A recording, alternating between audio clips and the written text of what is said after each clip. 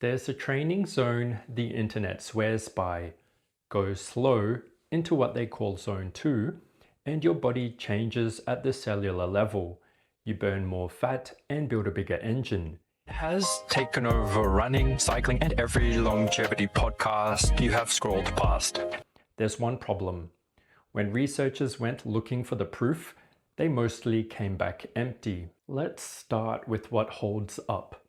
The best endurance athletes in the world really do train easy for about 80% of their time. That part is not a myth. It shows up over and over when you look at how top athletes actually train. So the popular advice took that fact and ran with it.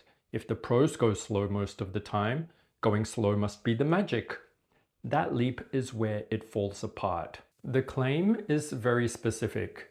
It says one narrow zone, sitting just below the point where your breathing gets labored, does something special.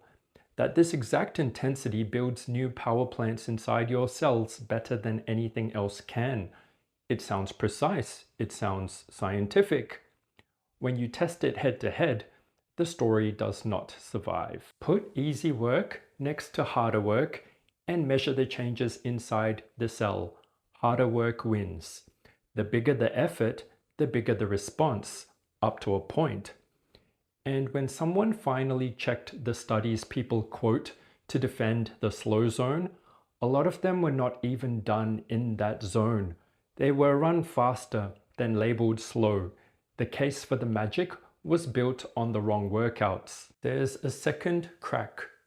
Ask 5 sources where this zone sits and you get 5 different answers.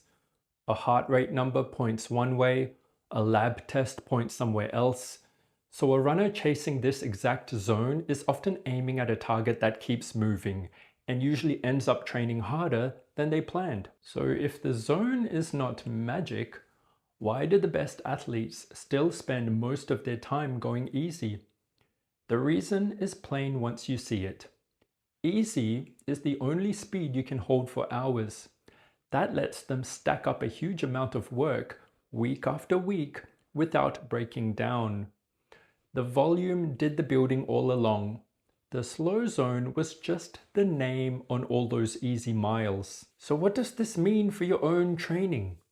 If you have hours to spare every week, going mostly easy makes sense because you can afford the volume.